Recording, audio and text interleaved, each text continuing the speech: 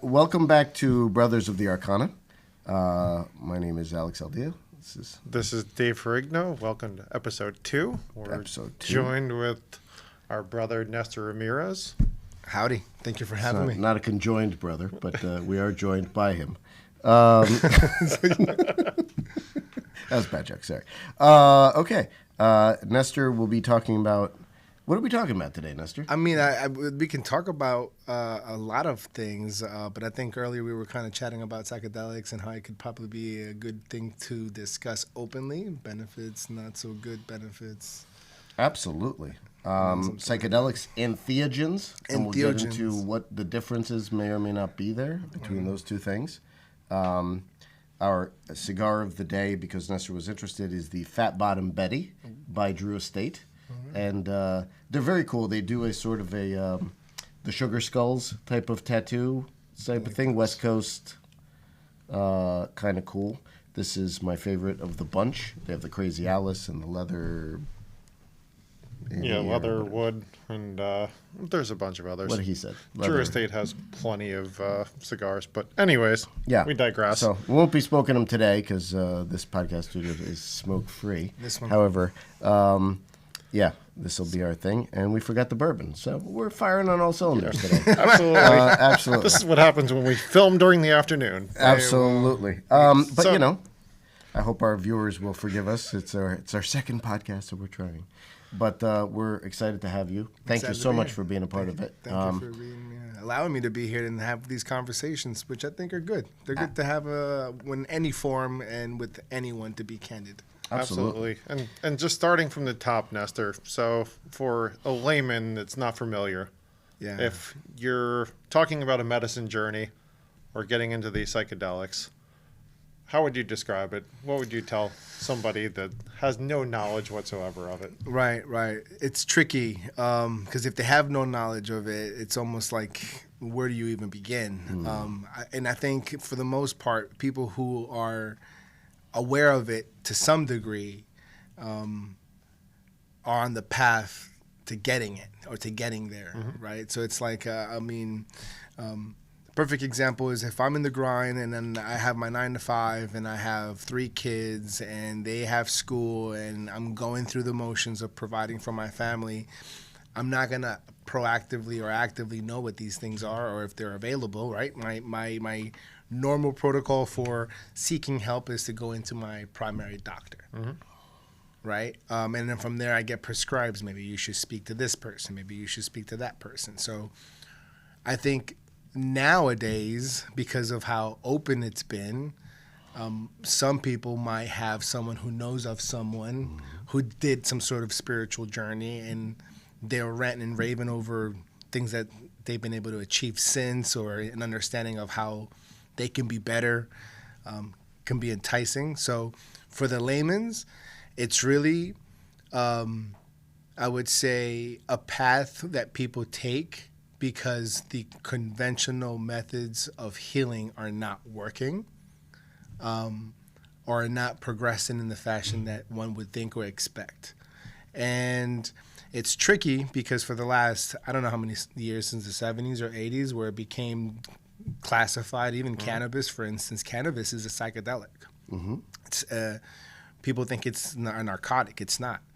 It's funny to say. A lot of people say, well, if it's a psychedelic, then it's generally the gateway drug. Like if you have cannabis, it's like the lower lesser of all the psychedelic substances that are out there. So anyway, with marijuana being decriminalized, shows on Amazon, Netflix, documentaries being out there, people are now understanding that there's this other avenue of addressing whether they're personality disorders, post-traumatic stress disorders, or things that the conventional healing methods aren't working. So if I tell somebody, what is it you're talking about? Drugs, I'm not about drugs. It's you're already taking drugs because the pharmacology provides you prescriptions to address certain chemical imbalances. Let's say depression, for instance. You're going to be getting an SSRI or a monoamine oxide inhibitor, an MAOI. These two components are essentially playing with your psyche, so to speak. Like you're already tripping if you're on an SSRI or an monoamine oxide inhibitor, right? It's regulating your serotonin levels from your gut to your brain. Interesting. So the shamans figured out that there were these other substances that would take that are kind of extreme because they do tackle the ego, and you do have this like dissolution of who you think you are as a person and your identity, and so there's an identity crisis, and it's a world that's hasn't been studied sufficiently, so you could be susceptible to bad players, bad actors, so to speak. But what helped me kind of navigate that space when I got curious and I started asking questions and searching for it was credible organizations doing scientific research. Maps.org is one of them. So for the layman's who hear these things about spirit journeys, I would say to go to maps.org, where you'll have a lot of scientific papers. They'll have things for laymen's, things who are into, for anybody. If you want to know the chemical component, why is this happening, or the spiritual aspect, or different uses or things that they've already been used to cure or to manage, that would be the place to go. So I don't know. I'm not sure if that answered the question how I would go to approaching someone who doesn't know about it, because I'm a very, very avid believer that if you know it, it's because you've already started walking through that path. It's something that you have to ask and search for. It's not something that would ultimately land on your lap unless we were in that civilization, which would incorporate it, right? Or maybe, So, just breaking it down a little bit, the gateway created by this gateway drug is actually a really cool, interesting idea in the best way possible. Pot, marijuana, cannabis, whatever you want to call it, oftentimes is something that is done as a catalyst moving from one experience to the other. So it actually smooths the transition into a trip and out of a trip. Oftentimes. A lot of shaman will use it for that purpose. So in a sense, yes, of course it's a gateway drug, because it actually brings you into the other space. So there's two spaces, right, as we talk about this. So could you talk a little bit more about the idea of what this space is that we're in now, and what the space that gets created when you're not here, when you're on the journey, so to speak? Oh, well, yeah. I mean, I think it's like the outward or the inward, right? So for me, the only way that I can try to explain it is if I'm having an intense psychedelic experience, your body is inundated with input. So all your brain neurons supposedly are connected, and there is a study in the maps.org that shows your brain lit up before and after these experiences. You have people mention, and I've had it, where sound becomes smell, smell becomes sound. It's your body just being over flooded with input. Synesthesia, they call that. Yeah. So for me, what ended up happening was the outside was too much, so I went inward.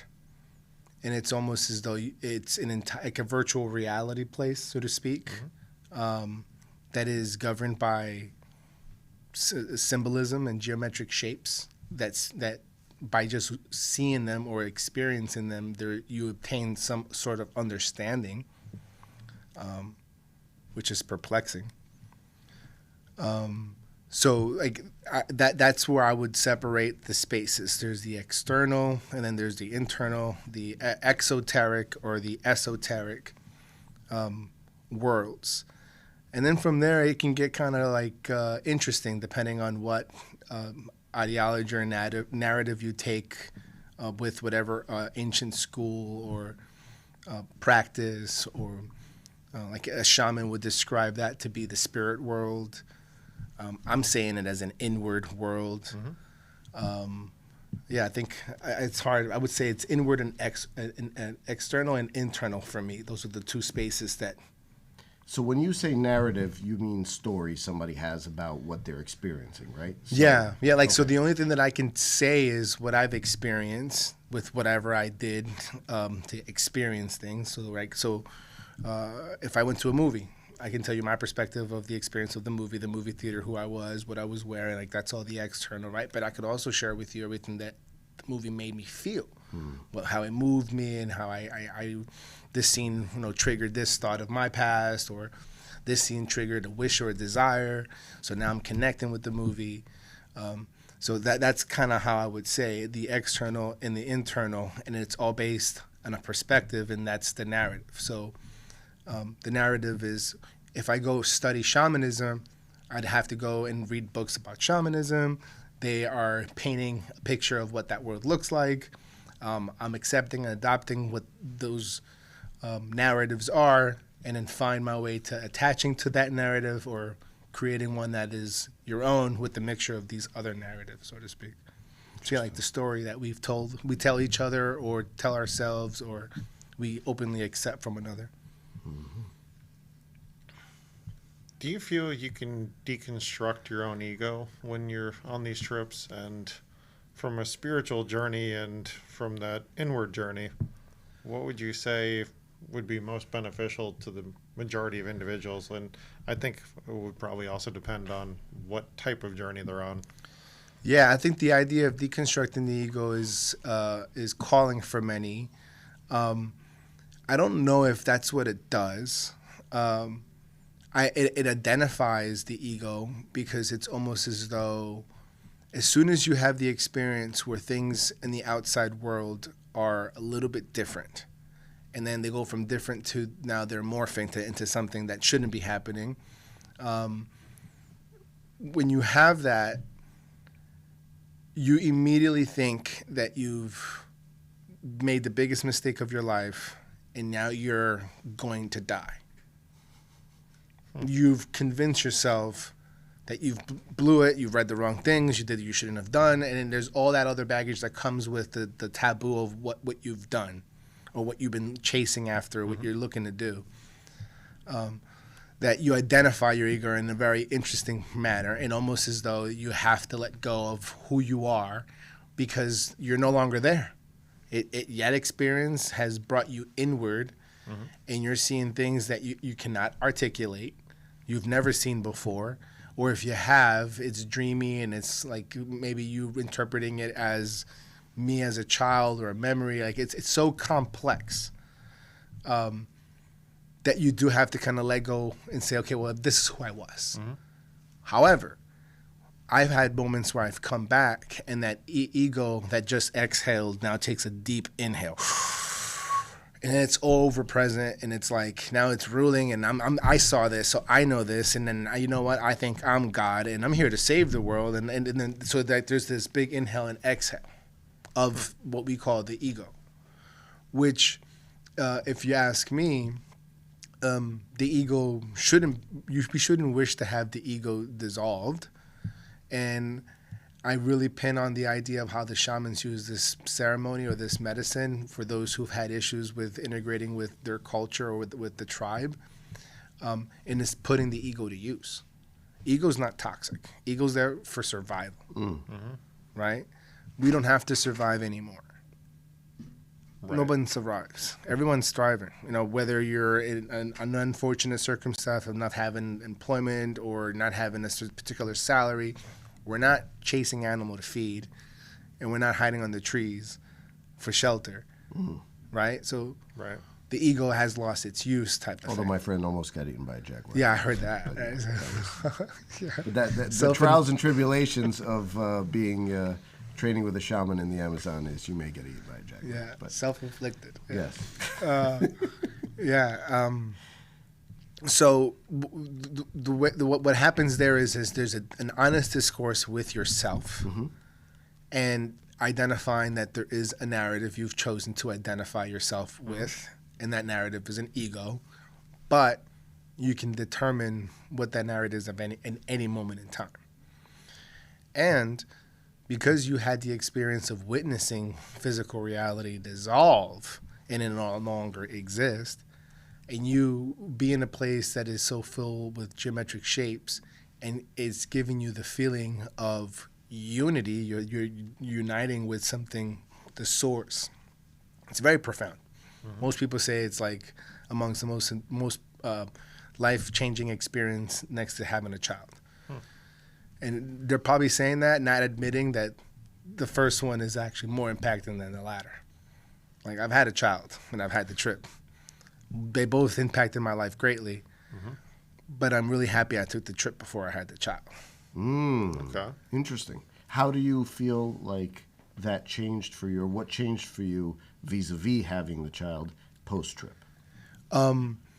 The idea of grounding in a circumstance, in a scenario, and being open to what is happening without the necessary knee-jerk reaction to react. I didn't have that until I went to that space and everything dissolved and I had no choice but to not react. Almost like I fell asleep or I fainted. So, and then throughout that whole journey, I had all these little bits and pieces of like gems, so to speak, that were explained to me with geometric shapes. Like, it's hard to explain. And all that came like narrative, the idea of being able to, you deciding what you want, changing the narrative that you have, and that the best action is inaction. Like, those were really heavy when I came down of my really first like mind-bending experience where I took an overdose of a substance and I just took off. But yeah, so the ego's got to use. We misuse it because we don't have to survive, so we cling on to things and narratives, and everything is mine because I'm experiencing it. And this will allow you to face that, understand it, and make better use of your ego. So you made reference before that when you were on that trip, you feel like you're going to die. Yeah. So from that perspective, maybe it depends on the type of substance you're taking, but would you set yourself up where you're putting yourself into almost a spiritual protection or some kind of safe environment? Oh, yeah. So would you seek somebody to actually lead you through that first, from that experience? Maybe if it was, say, ayahuasca, maybe it's, mushrooms or whatever else. Yeah, I think that's a good point. Like, so one of the things that I did before I started identifying that I wanted to have this experience is I read and listened to a bunch of stuff. Terrence McKenna is one of the individuals that I watch a lot of videos and heard his lectures. And a lot of the psychonauts, so to speak, or in the community, they talk a lot about setting. Like, they're set and you're setting. Like, so how do you feel even? Where are you going to do it? Are you going to be interrupted? Is the person who interrupts you going to understand that you're now in the influence of a substance? So the idea of being comfortable where you can genuinely just be present and experience the experience as it's unfolding is very important. So guided ones, maps.org, which I mentioned before, they have a non-profit organization that conducts ayahuasca ceremonies. I think it's in Washington. And, DC or state of? State of. Uh-huh. And so that's like an avenue where you can go, and they train sitters with breathing techniques and let you assist other people who are having bad experiences. Or you would have like a sitter. So if some people aren't going to be comfortable in an area where they're sharing space with other 30 people, even though there is a person assigned to you. It's just too many people. Your ego is your ego, and you're not going to be able to let go. Not me, anyway. Sure. If I'm sharing a room with a lot of people, it's going to be people you don't know. They're going to have experiences. Sometimes they're visceral experience. So like, when people ask me, I'm interested in doing something like ancestral, some sort of medicine, what's the best way to do it? I go, well, where are you from? What's your lineage? Like, are you Scandinavian? Because you shouldn't be going to Latin America. Maybe you should be going to where your ancestors come from. And then once you start digging deep in your ancestry, you realize every culture has had a witch doctor, a shaman, or a medicine that they would use for various purposes. And guided, obviously, and I would say guided in a sense where you are with someone who has done it before, because when you come back and you have questions, you need grounding.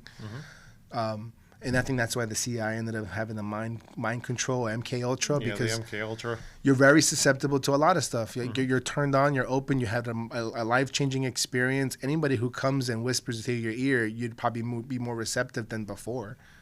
But guided in a sense where someone has had similar experiences and can say, well, these are my people that I trust, organizations that I've researched, And then obviously you'd have to go down that path yourself to decide. I did it by myself. I remember being home. I remember at the time, wife and son were out at a family trip. They were going to be done for the weekend. I was doing a lot of business traveling, so I had to quickly get my suit cleaned, and then get back on the plane type of thing. And I had 3 days.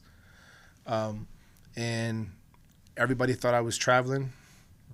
I didn't tell anyone. I stayed home. I set up my area.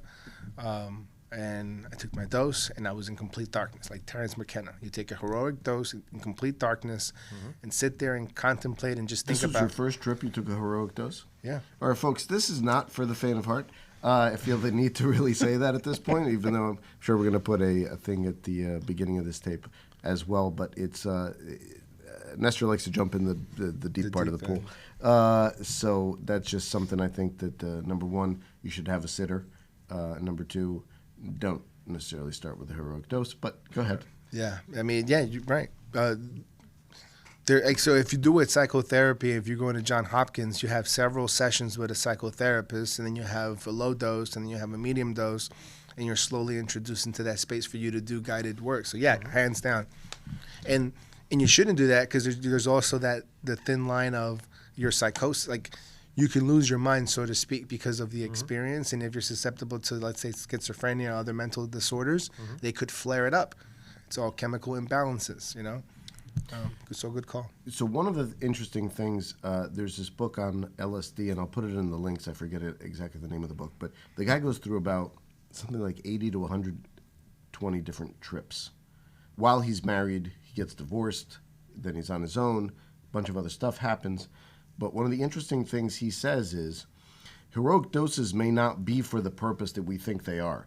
We don't necessarily...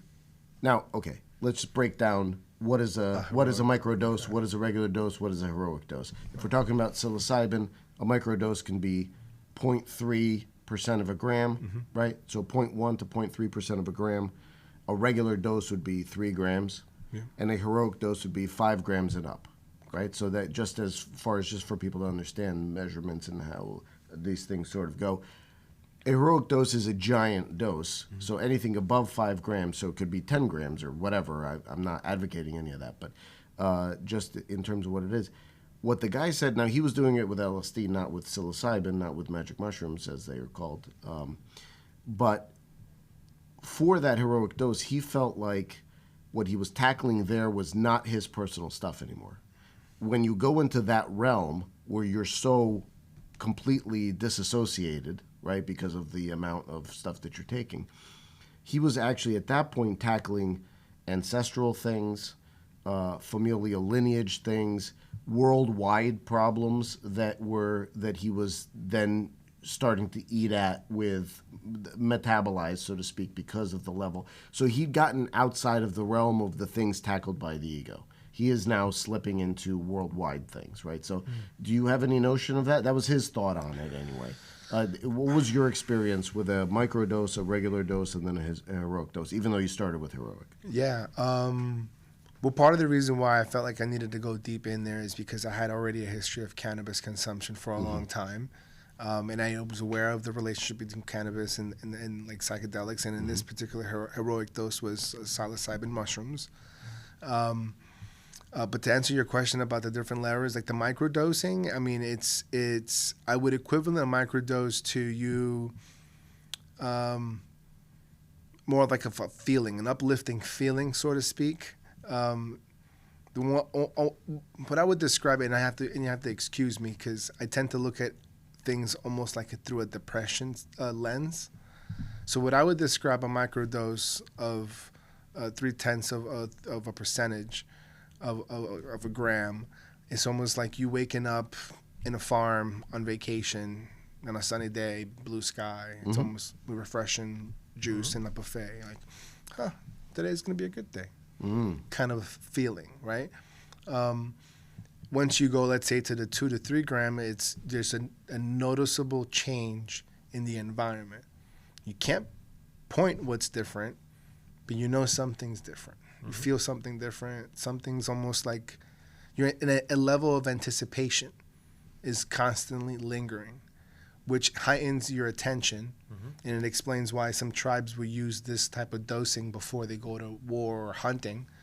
You know, their hearing is a little. They're more like, I don't want to say paranoid because it gives a bad note, but you're enhanced. You're more in tune because you feel that something's different, and because of that, you have a higher propensity of trying to identify noises or what's going on. You're looking, you're identifying. And then the bigger doses, like I said, you have the people who enjoy the experience, and when everything's revolving in itself and kaleidoscoping, they want to be there. And then there's people like me, when all that stuff's happening, I got to shut down and go inward. And then when I have those inward experiences, a thought, a memory, a feeling could ignite inner work. Now, to answer to what you were saying about getting into a space where it's like you're working for the world or for a group of people or whatever, I can say I had a moment of an experience where this was with dimethyltryptamine, which is the active ingredient in ayahuasca. Yeah. So, we can jump into that, but I'd like to, could we stick with mushrooms for a second? Sure. And just go through that trip, and then we'll switch gears and go into the other stuff? Because I'd like the viewers to understand what this is, what that is, and get a different sense of the qualities and everything of it, because they are different, right? So I'd also like to ask for our beginner here. Yes. Yes, as somebody that's never delved into any of this, you know, I'm a newbie, obviously, and haven't even tried anything in my life. Sure. Probably shouldn't admit that on a podcast, but whatever. Totally all right. He does drink, but it's like this. You know, yes, exactly. Pinky up, of course. When you mention geography and, to your point, like the ancestry of lineage, would you suggest then, you know, as an example, I would imagine mushrooms were probably more readily available over in Europe as opposed to, you know, maybe Latin America or whatever else. So you really should be focusing, what if somebody's a mutt and they came from, you know, 5 or 6 different countries? Like, in that case, would you say they could kind of delve into anything, or? I mean, if you're a mutt, I mean, if you want to use that term, yeah. Like, so, like, let's say a typical American might have different ancestries, right? If I like, so at that point is how many generations are you in that particular culture that you're in now? And you go there, right? So if you're an American, you're here, and you know you got lineage from all over the world, then you start here, which would be the Native American medicines. So it's mezcal, peyote. Peyote, mezcal. Mushrooms is also American. Psilocybin, Amanita muscaria, if you go north, that's the fly agaric, the Mario Nintendo mushroom, the red one with white dots. But that's also Scandinavian. Okay. And so I would say that. So if you're interested and you're looking for the spiritual experiences and you don't have a particular understanding of where your ancestry comes from, then where have the last couple of generations been growing up? You know, what jar are you from? You're in this jar. Okay, well, then you're from that makeup. What are some of the ancient practices of ancestors of that area? And then that's where you go. That's where you would have genuine access to an expert, a guide, and the right thing, not just some person in the street saying it's something and you're not being able to verify it. So I don't know. I think I may, on some level, agree with that and on some level disagree with it. Because when you go to Grandma's house, as they call an ayahuasca experience, everybody's welcome at Grandma's house, whether you're Peruvian or whether you're Scandinavian or whether you're, you know, Russian or African or whatever it is. It's an interesting thing because I think, well, so 2 things there. Number 1, it's a welcoming thing and it's the trip. And number 2, it's customizable. So on some level, it will begin, even if you're on an ayahuasca trip, it could double as a psilocybin trip, or it could double as a different type of trip, depending on what you need to see and what you're asking for, right? So that's something that I don't know if you've had experience with per se, but if you want to talk about that, that would be interesting. Yeah. I think what ends up happening is again, I was answering your question about what we do, right? And you would land on you researching and finding this avenue, finding that modality, and then just the act of you researching would lead you down to eventually wanting to have the ayahuasca trip. The ayahuasca, grandmother or mother, and the mushroom would be the father or grandfather, but Mescalitos also mixed there as a paternal energy too, from what I've heard. I always thought Salvia divinorum was the father to ayahuasca. I thought Salvia was a feminine energy. That's interesting. That's interesting because I've always heard it as like the ayahuasca is like the softer ride, and Salvia is like the grab you by the throat. I'm going to show you what you need to see kind of thing. Yeah. So interesting though. Yeah, but I've never had a Salvia I never had a Salvia experience. So I don't know that. My experiences, just to be clear, have been DMT, ayahuasca. Several different types of psilocybin mushrooms, synthetic psilocin. I think that's it. Or LSD, of course. It's almost like a staple once you go in that place, in that realm. There's that LSD component that shows up regularly. I think that's it. So we've talked about psilocybin to some extent. LSD being the one other than psilocin, which I don't know much about, and I'm happy to hear about that, is man-made. It was invented by Frederick Hoffman, I believe. Hoffman, definitely the right name. I may be wrong on the first name. He was a chemist who was working with the ergot mushroom, or the not really mushroom, but the ergot fungus. And that's where it gets to some of the things like what they were talking about, the immortality key by my paisan Brian Murarescu, he's a Romanian guy from Canada, and he was he did a lot of research on the early Christians and how, to some extent, their Eucharist might have been psychedelic because it was bread, but it was bread used from some bread tainted with the ergot mushroom, which can fester in improperly stored grain, and how that then proceeded on some level to have a mystical experience and to see God, literally, and by eating the blood, drinking the blood and eating the body of God, of Christ, right? So that's what Christ talked about to some extent. So could you talk about that a little bit? Yeah, I mean, that's loaded. John Allegro wrote the book. Talks about how, and I think Brian alludes to this, that John Allegro is a linguist, so he was kind of breaking down the contents of what was being said in the Dead Sea Scrolls, because he was able to read them directly, and he believed that the Christianity was a cult that would consume mushrooms in a necromancy sort of way, to speak to the dead or to raise the dead. And that explains the caves in Ethiopia where there are paintings of Christ, because it was the 12 Apostles. I think a lot of Christian paintings in caves in Ethiopia, because it was done underground. Anybody caught practicing Christianity would be murdered, so to speak. And then there's stainless glass in several cathedrals in ancient Europe. I'm drawing a blank on where the stained glass is literally Jesus as a animated muscaria mushroom, and through Jesus you find God. And when I started researching the idea of me entertaining mushrooms, it all led that way. Every literature that I would read would kind of inch me into, okay, so the mushrooms is mana. Every reference in ancient literature, it was always with this, either some fermentation that preceded a fungus and it was drank, or it was a fungus that was cultured and grown on wood or on different type of material sources.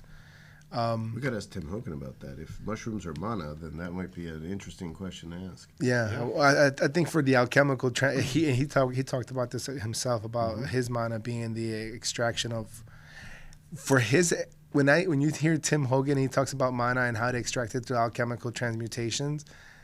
That same process is the process you use to extract the DMT from the root bark of the plant. So DMT is the mana, the life of that plant.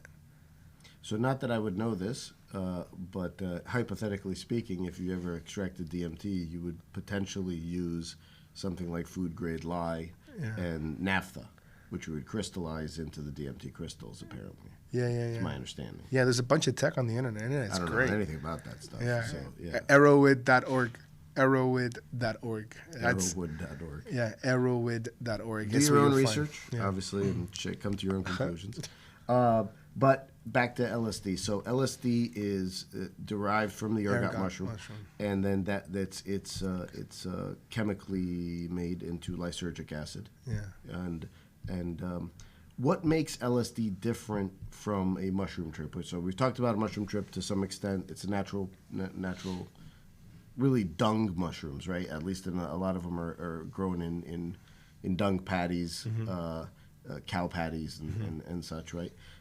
So how does the LSD trip differ? So the LSD is very head-driven, and you have a sense of control where you can dictate or navigate the space. The mushroom, there's always a moment where you have to kind of like engage the experience, and there's a lesson or chores that come or given to you, like, I have to do this and this when I'm done with this. There's some sort of like that piece. And then with ayahuasca, it's very maternal and nurturing, and almost like it's feeding you knowledge, but through a bottle. Father is, reprimanding you for what you did. And then the LSD is almost you as an adult navigating a space and deciding what the experience is that you want to have. Steve Jobs, for instance, has this one quote in his book that talks about him being able to orchestrate the long grass, and he heard opera. Mozart, he heard classical music, and he was making the grass grow and things like that. And I remember having that trigger in an LSD experience in the field, and was able to invoke that idea and have a similar experience. So I thought you had more of a control. But I think with doses, it's always tricky, because when you break a dose of a threshold with LSD, mushrooms, and DMT, for me, it's always been the same, where I can no longer function externally, and I have to sit, lay down, close my eyes, and go on a different journey, so to speak. So there's always that threshold. You won't die. You won't be able to function. You'd have to it would be dangerous for you to try to walk if you have if the world's perceived to be moving, almost like you're in a ship. So, from what I understand about LSD, LSD is almost like a psychic rotor-rooter of sorts.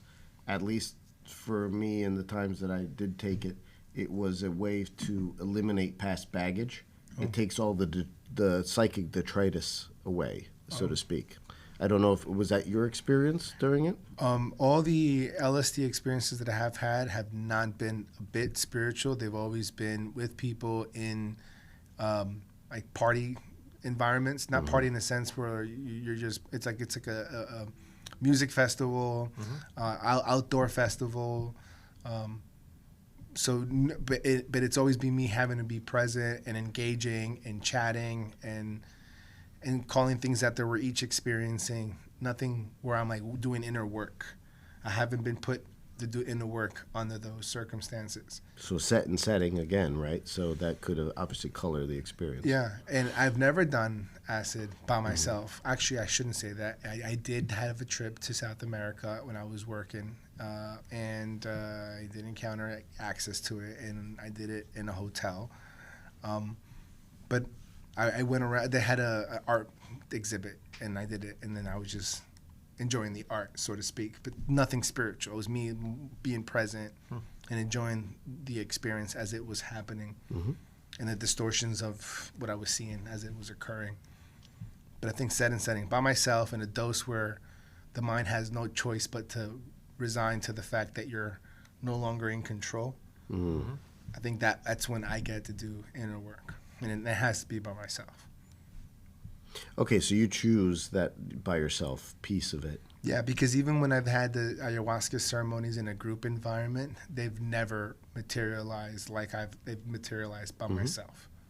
So psilocybin journeys, what would you agree, about 4 hours long, more or less, 4 to 5 hours? I think something in that 4 hours, you're good. 5, you start wanting to speak to somebody about what you saw. And then 6, it's like the glow, and you're riding this glow for the next 7 days. How do you feel about taking notes or somehow integrating? Because part of the trip is integration, right? That's probably, some people say, the most important part. Yeah. You take what you've learned and you bring it back to this plane of existence and you sort of integrate it. Yeah, I think the idea of exercising what you experience into words, which you can reference the Bible, and everything starts with the word, right? So if you want to be mystical about the experience, careful what you're trying to integrate into your reality from that experience, right? So like for me, currently doing yoga, I'm working on my flows, I'm getting certified, I'm integrating alchemy and transmuting the idea of solid metals or base metals into gold, but I'm referring to metals as emotions. So it's base emotions into love and kindness. Right? So if I have trauma and it's visceral in the experience, and I come out and start explaining to people my trauma, I'm now deepening that narrative. I'm now making that record player with needle make that one song deeper into the play. Now it's right. Maybe it's you figuring out how to transmute that trauma and nip it in the butt, and maybe that's what you had as the acid, where you were able to like have your inner work and change that and let that baggage go and no longer be part of your narrative, right? So integration's important because it forces you to face what you just experienced and put it into words, but also very dangerous in how it's done. And there's some circles that you're supposed to integrate just with the shaman or the ayahuasquero and not a group share, because then you realize you're so open. Maybe you didn't have a trauma, but you heard someone speak about theirs, and now you're thinking about yours that you didn't think before. So that's a big issue. A new brother of ours, Freddie, we'll just call him for now. Freddie. And he is a psychiatrist, medical doctor. He doesn't buy that therapy is worth a darn. He doesn't think therapy really works. And that's a doctor's opinion, somebody who prescribes certain things. He's outside the box of it's not the typical Prozac stuff and the way, the stuff that is typically given. But he doesn't buy the fact that therapy works. So that sort of gets a little bit at your point. I personally feel that therapy works if you work it. Like, having gone through therapy, several years of therapy and other such, I feel like it does work, but I feel like it's a massive self-indulgence at the same time. And it could be a huge time waster if you're there to waste time. It, like anything else, is a modality that could bring you some good effects if used in that way. So, your thoughts? Yeah, I would agree to a degree. And as you were talking, I heard Terrence McKenna, videos that I've watched, say, don't be afraid of going at it alone. The fact that you think, and I'm not saying you literally, like, let's say I'm Freddie. I'm not Freddie because he's a doctor, right? So I'm Joe, and Joe's like, you know what? I may need to talk to somebody, right? Great. The act of talking is like a soundboard in a safe place of someone you don't know, so you can kind of be like, I'm going to say this, and I'll never see this dude or this person ever again. And there's more to therapy, right? So it's a sounding board, and now you have to do work. Versus, look at me, I'm the victim. I got to speak to this person regularly about the same things I continue to do to my life and to my people or to my family daily. It's almost like you can commit all the sins you want, but go on Sunday and do your confession, and then you can get the host, and then do your bloody Hail Marys, and you're done. But then I'm going to do it again, and it's okay to do it again, because my God's forgiven, and I got to tell my priest, and I got to do the host, and I got to do it again. And then, so that's what's happening there. But if you're a person, you think you need help, and you go get it, and you have that discussion, and it could potentially lead you into, now I got to do this, great. But that's where it goes. And I think in Western medicine, the idea of our capitalistic tendencies to keep the doors turning and the money flowing, I can see perhaps some doctors say, well, this person just wants a subscription. Let me appease them. They'll keep coming. We got a business. It's not about healing. It's just about you doing what you want to do, having the space to say what you did, and I'm sorry, and here's just put your prescription. I can see that. But it can't be everybody. Mm-hmm. I also refuse to add that to my narrative. Because it'd be very sad. For me, it'd be very sad to come to a realization that I'm in a world where most people don't want to do anything for themselves, one. Or two, that whatever they end up doing for themselves is selfish.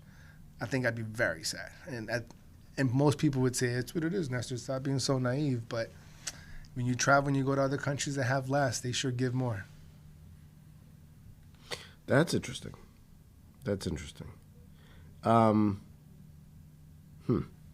So we've talked about that. Let's get into grandmother's house. So if we, the big serpent, the serpent mother, whatever you want to call her, ayahuasca. And you broke out DMT as being separate from that. So would like to talk about DMT being the active ingredient in ayahuasca, can be synthesized separately. And we spoke briefly about what that might look like. Smoked as a crystal, I believe, or shot intravenously, I think, which is what they did at the New Mexico trials. Rick Strassman. Strassman's what is the book he has? The God molecule or the miracle? The spirit molecule. DMT, the spirit molecule. Right. Yes. They did that intravenously, and they experienced. It's a study, the first psychedelic study since it's been banned, and I think he got it approved in the 90s and did a bunch of studies where it's just, let's see how people's body react to this psychedelic substance. And the fact that this guy was able to interview everyone, and they all mentioned that they had entities and they were visited, and everything was almost like as they were hearing each other saying the same and describing the same. DMT and ayahuasca, I think, have very similar of expressions, and those expressions tend to translate into gold.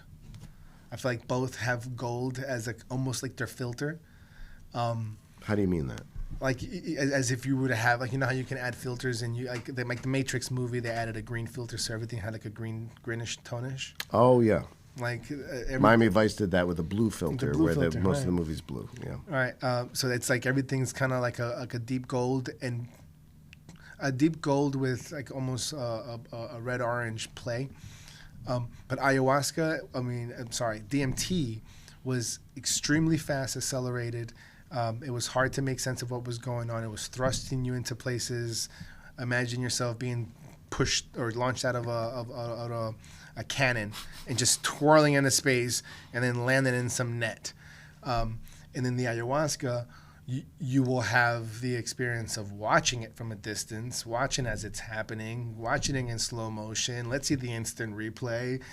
So you get almost the full movie 3 or 4 times, different perspectives with like DVR control, versus the DMT where it's just you being launched out of a catapult and just things, just too much to receive and to handle. You don't know what that is, other than it just disintegrated any belief of anything that you had before experiencing it. If you walk in thinking of life a certain way, you'll walk out questioning what you thought life was that certain way. So the beginning of it, right? And I'd love to hear your experience. But so when I took it, the normal thing is you're breathing air, right? Air is over here, you're over here, and you're breathing the air in and out. This is ayahuasca, right? This is ayahuasca. This is actually DMT, actually. At some point, then, the air is breathing you in. And at one point, you just stop breathing altogether because you're just together with the air and there is no separation. So I'm sure you're still breathing on some level, but you're not. It no longer becomes a thing that you're aware of or part of your immediate reality, so to speak. Thoughts? I would agree. When I first had the experience, I did free-based DMT. At the time, I was toying with it with a cannabis pipe and a little bit of cannabis, toying it with the sense where I would almost like not smoke at all, like almost like taste it, like what is it, how do I feel? Did you use the DMT as the base of chaga on top? I'm sorry, the weed on the base of chaga, and then put the DMT crystals on top, so to speak? Yeah. A lot of people do that. What's chaga? Chaga would be the Banisteric copy leaf, which is the monoamine oxide inhibitor, which is the other plant. So ayahuasca is 2 plants, Psychotria viridis and Banisteric copy vine. The Psychotria viridis, or the Mimosa hostilis, have the DMT component, and the other Banisteric copy is the MOI, monoamine oxide inhibitor, also another antidepressant. It turns off a protein in your liver, or in other words, it forces your body not to detoxify what you're going to consume, which is why you have to have the dieta. You can't be eating meat. You can't have alcohol. You have to be clean, because you're going to turn off something that's supposed to make sure you don't get poisoned, to have the DMT not be broken down in your gut and it get to your bloodstream. Another way to say that is it lowers the blood-brain barrier. There you go. Right? So that allows then the thing to actually act upon your brain, because DMT is naturally produced in the body. Yes. So the body knows how to get rid of it very quickly. It just gets... If you just drink DMT or take the ayahuasca B-Cappy vine, that will just metabolize in your stomach, and you will never achieve any of this stuff unless you take the MAOI inhibitor to lower the blood-brain barrier first. Right. So what I was doing was, instead of doing the changa, I was doing a little bit of weed and the crystals to see what I was feeling, and I didn't want to like really go in deep because I wasn't sure what that was going to be like. And then I did that long enough where when I was doing that, it was more it felt subtle, like a psilocybin trip, wherein the mushroom hits and anything that has texture becomes almost like inundated with liquid, and you have like little rivers, and you have things kind of breathe, inhale and exhale, and I felt like, oh, that's it. And then when I looked at what I had left, I go, okay, well, it's either now or ever for me to know what this really is going to be like, and I freebase it just to crystals, and I did more than I should have, and what I felt was... That seems to be a usual thing for you. Yes. It is, yeah. So normally what you're supposed to do is take 3 massive hits, holding the third as long as you possibly can. Yes. With this one, I didn't have 3 hits. I burned it so fast that I just engulfed something. I felt it. It filled my lungs. And before I expect to exhale, I immediately saw almost like a white noise from a TV when the old TVs used to turn on or off, where it was I saw that coming from the peripherals, but became Pythagorean triangles. And then they became multicolored, and they attracted my attention. I had forgotten to breathe by then. Like, there was, like, yeah, I took it. There's breath. I go to exhale, and I'm no longer here because these things caught my attention, and I'm petrified. I do remember wanting to lay myself down, but almost like if I'm in a VR and I go to lay myself down, what I'm seeing is still what I'm seeing. It's not like I'm seeing something else. So the experience is inundating my peripheral and my body, where I feel like I'm detaching from my body, but these geometric shapes are insisting that I look at them. Then it goes black. It's a cube. The cube opens to a white cross. The white cross bears a rose. The rose opens. A jaguar comes out of the rose. It eats me. I feel like I'm propelled into the mouth of the jaguar. I remember seeing like a vortex spinning me through, and then I land almost like in an assembly belt, like a factory. But it's like people call them machine elves here. But at the same time, I'm outside. I'm inside a factory that's outside in nature, and I'm trying to make sense of all this. And a lot of imagery at the time was imagery of things that I was reading. I was reading Egyptian stuff. I was reading a lot of Masonic stuff, so checkerboards, like all the symbolism that we talk about in our ritual was showing up in this experience, and you're trying to make sense of it. 10 minutes, like all this shit's happening. Like, sorry, all these things. Hey, how long was that? Did I curse? It was pretty good. Yeah. Not bad, right? Pretty good. In 10 minutes. And then what gives you the cue that you're coming back is a full-blown mushroom or LSD experience. I remember laying on my couch and looking to the side. I had a shelf that had hanging wine glasses, and the wine glasses were rubber banding, meshing with the floor and coming back. Me seeing that was like, oh, thank God I did not die, because I swore I had died. Ayahuasca was way different. I mean, even from the build-up, because the DMT, I had it, I felt it, I was playing with it, and then all of a sudden all these things happened, and I had no way of explaining what happened. With ayahuasca, I planned it. I went to Colombia. I had 2 potential shamans to reach out to and figure out how it's going to happen. You're in the Amazons. You're kind of already embedded. You're slowing down because you're almost like in a vacation mode. You're kind of enjoying things. And then you meet the shaman. There's a hike you have to go, because you have to go to a part of the country where you're not going to be interrupted, and the authorities are not looking to arrest or to fine anybody for doing things they shouldn't.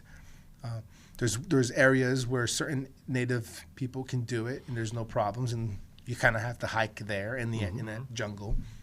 Then you have to set up a hammock so you're distracted with the environment. So you went to Colombia, not to Peru? I went to Colombia, not to Peru. Is there a reason why you chose Colombia over Peru? Because I'm Colombian, and when I said I needed to do my ancestry, I wanted to go to where I would be if I was a person living in ancient times. Understood. So that's where I went. That's my motherland. That's my makeup. And I think I did it well, because it was not a negative experience. As soon as I had the drink, actually, let me step back, because it's very Masonic for those who understand our ritual, and you kind of have to prepare a space. The shamans uses tobacco. Just to give all 3 of us know each other. We're all Freemasons. Oh, yeah. Not that this has anything to do with Freemasonry at all. This is a totally different thing. And but there are certain illusions that, because everything is connected in the universe, that this would obviously be connected to some level with that. Please go ahead. Yeah, right on. Thanks for clarifying that. Yeah. What was I saying? You were talking about shaman and setting up the space. Yes. Okay. Yeah, Masons. Sorry, not Masons. The shamans. So we have a space where everybody kind of sits and gets ready to have an experience. And tobacco is I mentioned Masons because of tobacco. We smoke cigars and we have scotch. Sure. And then there's a component of a similar thing to the scotch. So we're having cigars. The shaman has to smoke and kind of like blow the smoke to clear out the air, breaks up the cigar and circumscribes the perimeter with tobacco to make sure that the evil spirits or the area is secure. Whether you believe on the evil spirits or if this is whatever, I can tell you, being in a foreign place, already being a little bit unwary or uneasy, you can attach to that narrative very easily to find comfort. Right? So I was like, okay, I don't necessarily believe this is going to do anything, but I'll do it to make myself, I'm going to grab onto this so I can feel a little bit more comfortable about what I'm doing. So he preps the space, hands out instruments, and we have to clear out the negative energy by chanting, singing, lift the spirits. Why is everybody so quiet? Like, you can feel the tension because everybody's nervous. It's 5 of us. And then from there, the ceremony, this is 8 o'clock. We're playing the instruments 9 o'clock. We're getting to know each other. It's 10 o'clock. 11 o'clock, we make sure that the hammocks are comfortable. We have enough candles. The fire pit, we have enough fire.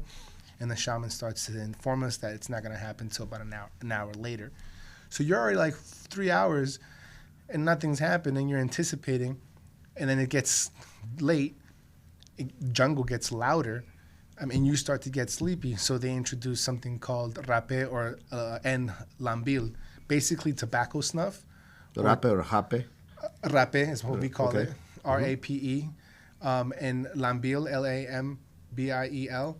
It's like fermented tobacco snuff that is blown into your nose. It kind of like wakens you up a little bit. Sure it does. And then lambil is like almost like a tobacco chew, but it's a paste. So you just kind of paste it in the bottom of your lips. So the idea is that the rapé clears your head and it makes you more conscious.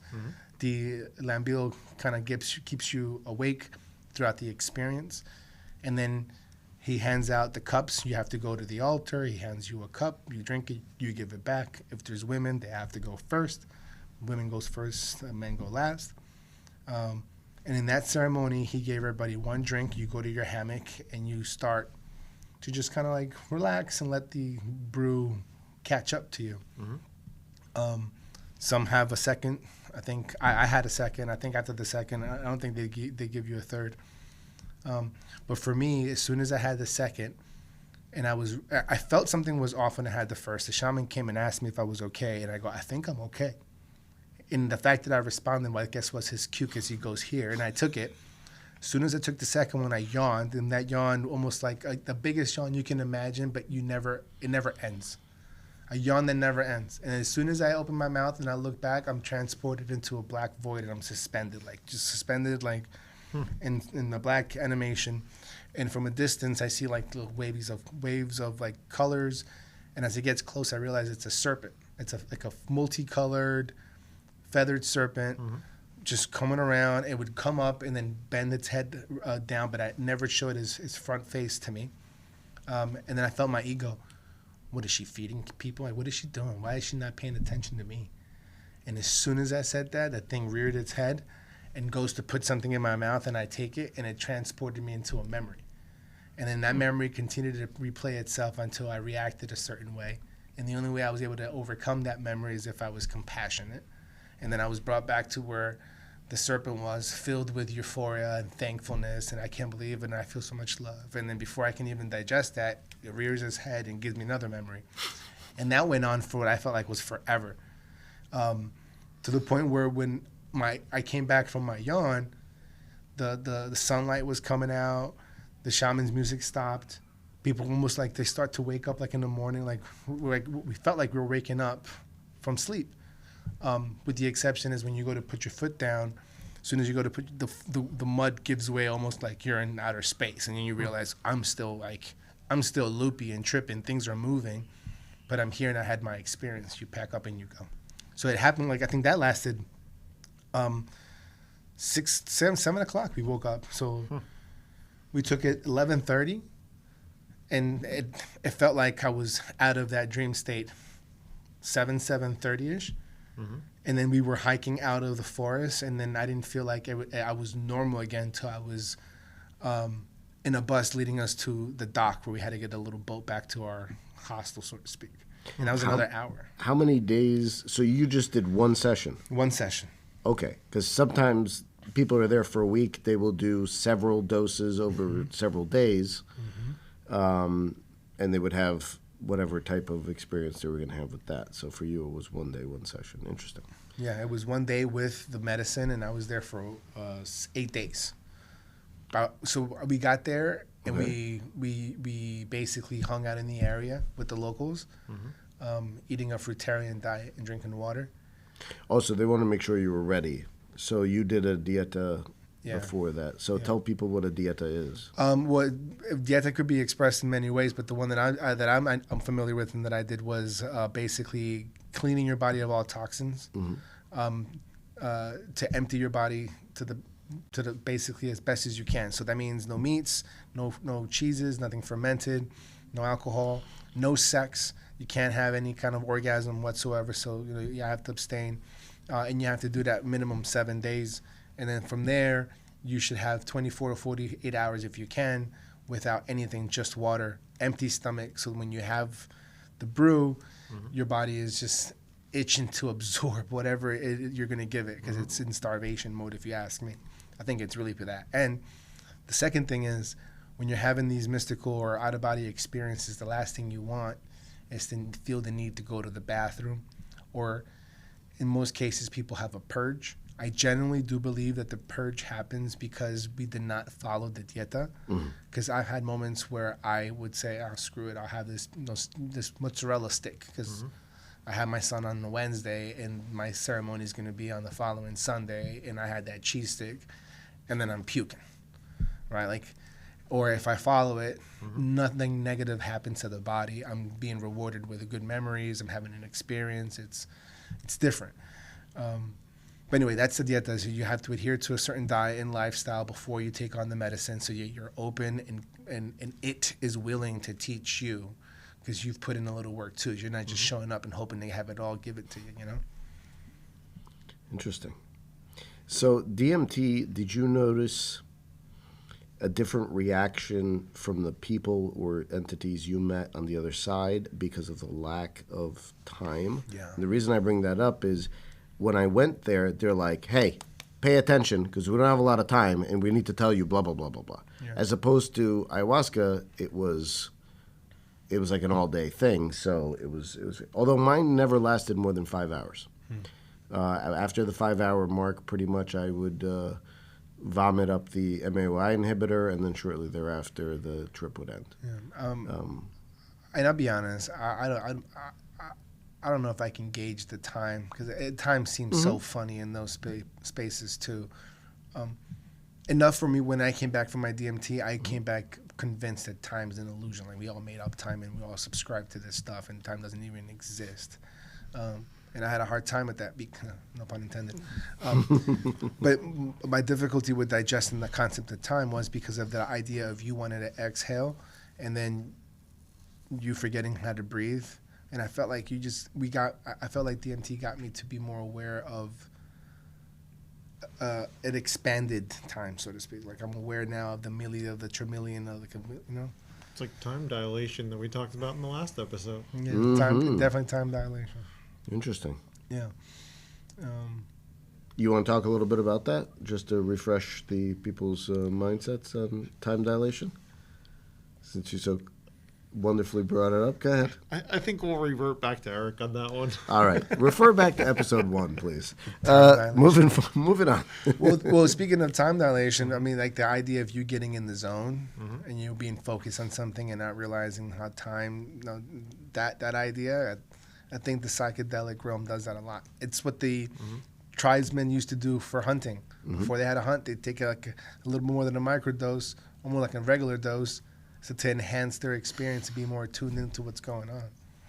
So I think time dilation isn't all that. I know with weed anyway, when I smoke, my days are longer. I feel like I get so much done.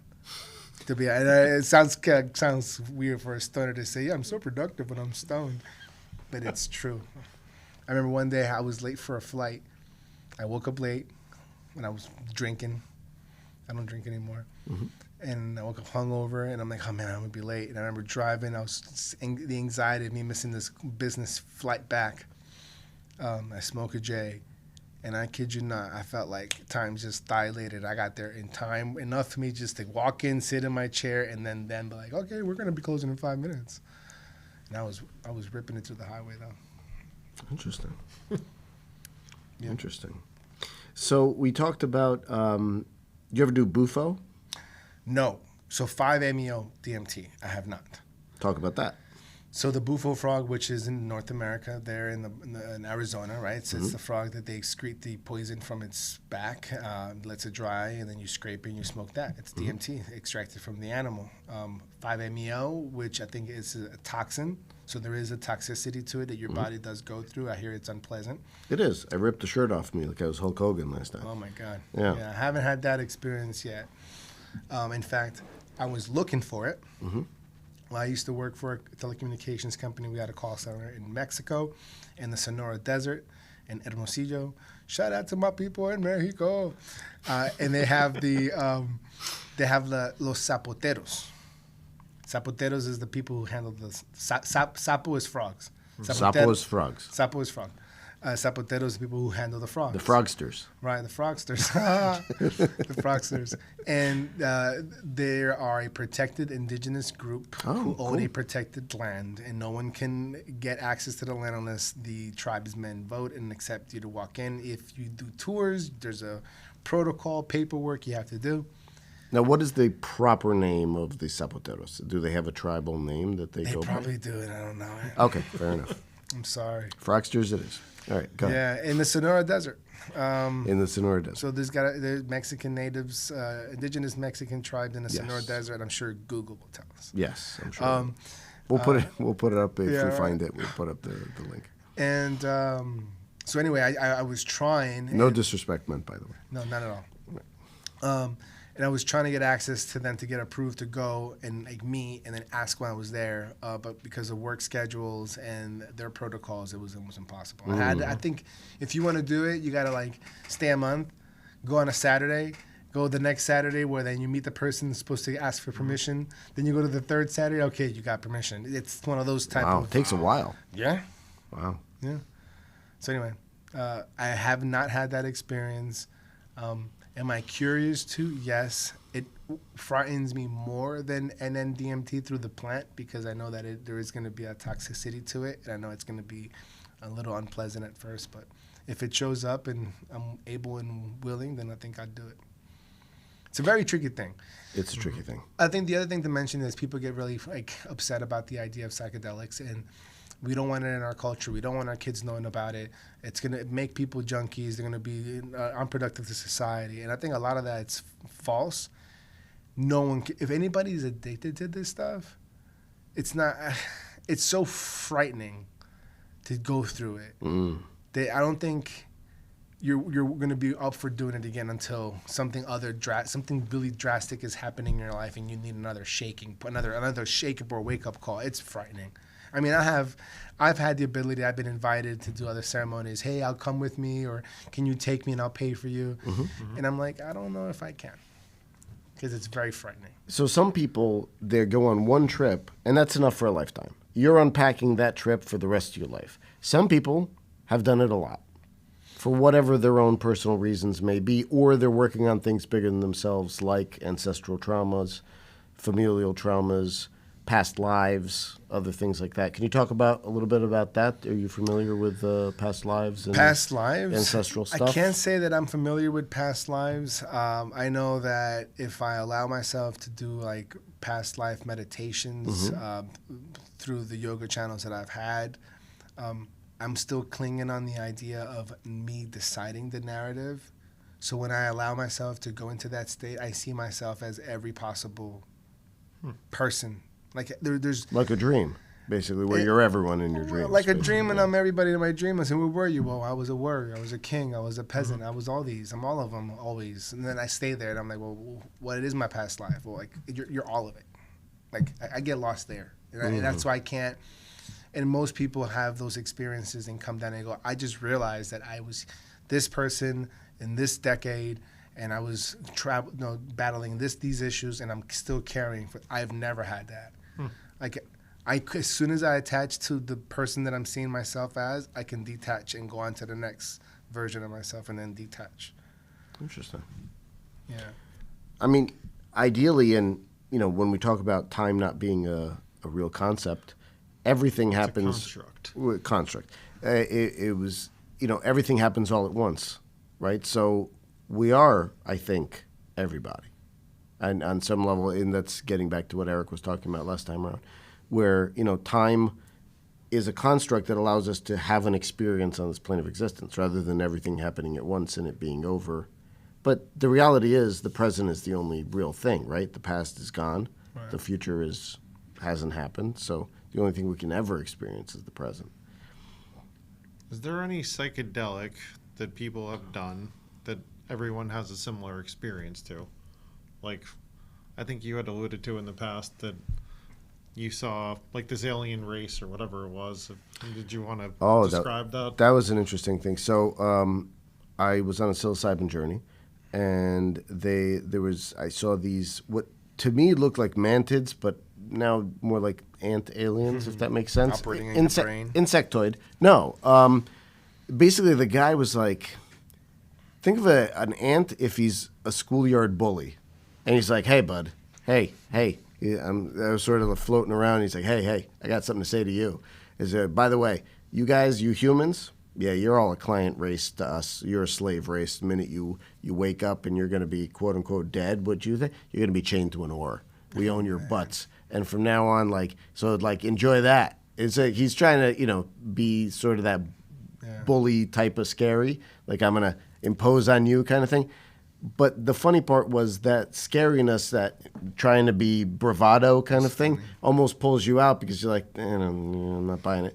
But I was freaked out, admittedly. Talked to the shaman afterwards, and he gave me the story that the guy who, I forget who it was, that wrote The Way of the Shaman, we'll put it in the link too, The Way of the Shaman, the guy there had an interesting experience. So he was like Castañeda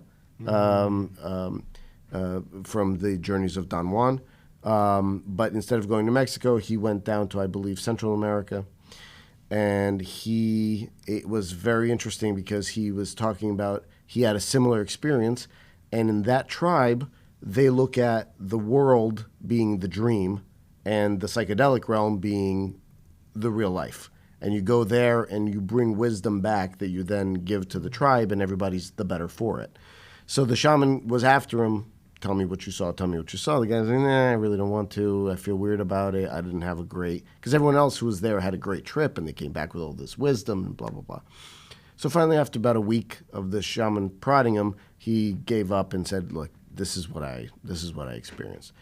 And then the shaman starts laughing. He goes, yeah, they're always saying that. There's much more important things in the universe than those guys. They have no idea what they're talking about. They're a bunch of myopic aliens that just see their own world and think they rule everything. They don't rule anything. Don't worry about it. So, that was the trip. And the fact that I sort of had it and this guy had it in that same realm was interesting. And it kind of gets back to the idea they're trying to map the psychedelic realm now. Have you heard about that? Well, I thought Masons had a roadmap. Oh, interesting. For Very navigating the psychedelic realm. And I also thought that Masonic ritual was done with psychedelics as its key focal point. None of that's true. Boy, you're disappointed. I was like, really? Oh, get this smell from your mind and your preconceived thoughts. But there is a book on what every Master Mason ought to know, written by Gerard Ancas, called Pappas. It's it's a short book, thin book. He was a Mason, among other things. And he writes about traveling. So Masons are called traveling men to some extent. Won't get into what all that means. But his idea of traveling was astral projection. And part of it was when you're an entered apprentice, you need to understand and be led through certain experiences. When you're a fellow craft, which is the central degree of the three, then you're allowed more liberty. And as a Master Mason, you're allowed full liberty to go by yourself and all of that stuff. Look, it's one perspective. Another one, W.L. Wilmshurst, who wrote in the late 1800s, he has a very esoteric view on what Masonry is. People obviously vary quite a bit. Some people in Masonry are not esoteric whatsoever. They have their own viewpoint on what it is. Some people view it as a fraternity, but of course this episode's not about Freemasonry. But the roadmap you're talking about, I feel like the Egyptians in the Book of the Dead had the same roadmap because when I read that, they really alluded to making sure that the person kept their conscience and knew how to respond through the different doors of the afterlife to be able to achieve whatever they were looking to achieve, either reincarnation. I forget what they're looking to achieve. But there was one that would describe certain things and certain tests and certain words and grips that you needed to respond to be able to be allowed in to the next level of whatever that death journey is. So I haven't heard people mapping the psychedelic realm. I don't know if it's mappable, but it'd be pretty cool to at least understand how to navigate the space, so to speak. So mappable, like in the sense where, have you seen that new, I'm gonna digress. Apple TV, Dark Matter, it's a new series.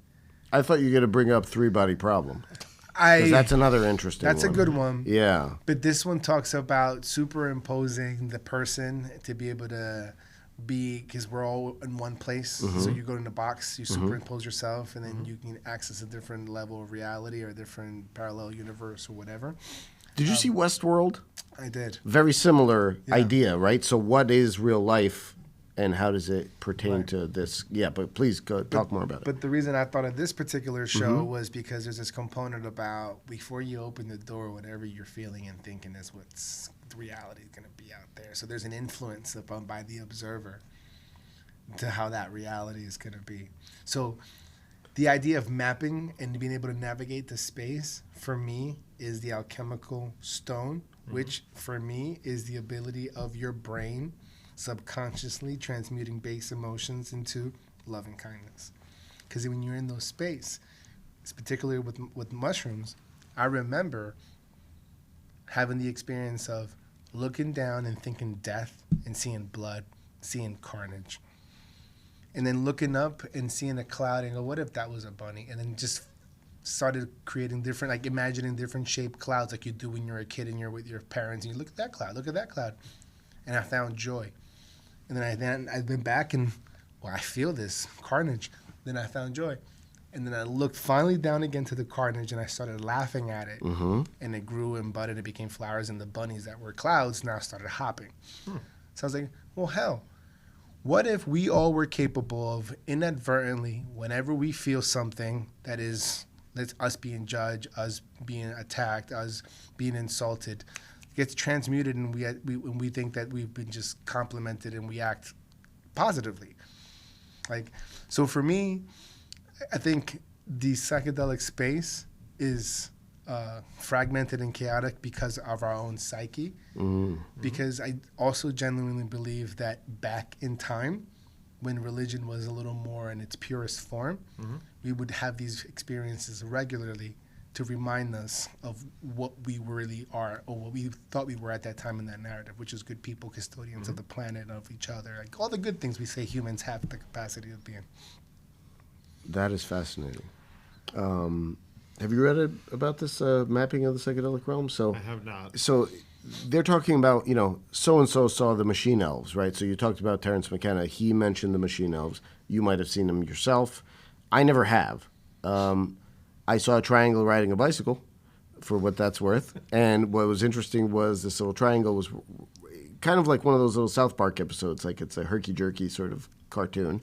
And it's a little triangle, and he's riding a bicycle. He's very happy. He's got little arms and legs and a face. That's great. And he gets off the bicycle, and he starts telling me, and he's speaking in his own strange language, which is like, Strawberry Tuesday champagne. And I'm like, oh, tequila Wednesday jam, whatever. And I spoke his little language. He spoke mine. We were very happy with each other. Then he got back on his bicycle and rode off. That sounds nuts, obviously. I fully own up to that, but that was the experience that I had in that moment of whatever that was like. And so, amongst friends, there's always those, like, did you see this? And I saw something similar. I didn't say what you said. So I saw the horn alien telling me, no, don't do it. No, don't do it. And I'm like, no, don't do what? I was freebasing the DMT. And then when I said, well, don't do what? And I look at what I was doing, I was using a plastic straw, and I had a match. I was like, well, if I use this plastic straw is going to melt. The plastic straw was melting. I had to go get a metal straw. So I was like, something detached from my reality to give me a cue to look at what I was doing, trying to get to one place, and then reassess and readjust and go change my instrument. The other similar, like, weird thing was, you guys know that face from Asbury Park? Yeah, on the Wonder. So my man showed up in my experience doing the Running Man. It was just doing the Running Man, and then it turned its head and then doing the Running Man. I'm like, well, this is interesting, right? And then as I pan from the Running Man, I get to the factory of what appeared to be Egyptian sarcophagi cases, and they were mass producing these tombs. It's like, oh, what is this, the body, or is this a manufacture of humans, or is it manufactured of souls? And we all have like similar. The thing with that, my guess, if I were to bet money on it, with whatever little things I know, my ignorance, is we are all sharing, like that Vesica Pisces, we're all sharing the idea of it, we're all sharing the dream. So we all have this psyche, we all have this base programming of understanding reality. So we're all gonna be interpreting certain things. It's like the rickshaw or whatever. We're all interpreting things with this almost same lens, because the people, we're American, or we're human, whatever our makeup is. Like, it's a tree because you were a kid that told you it's a tree. Green is green, orange is orange. So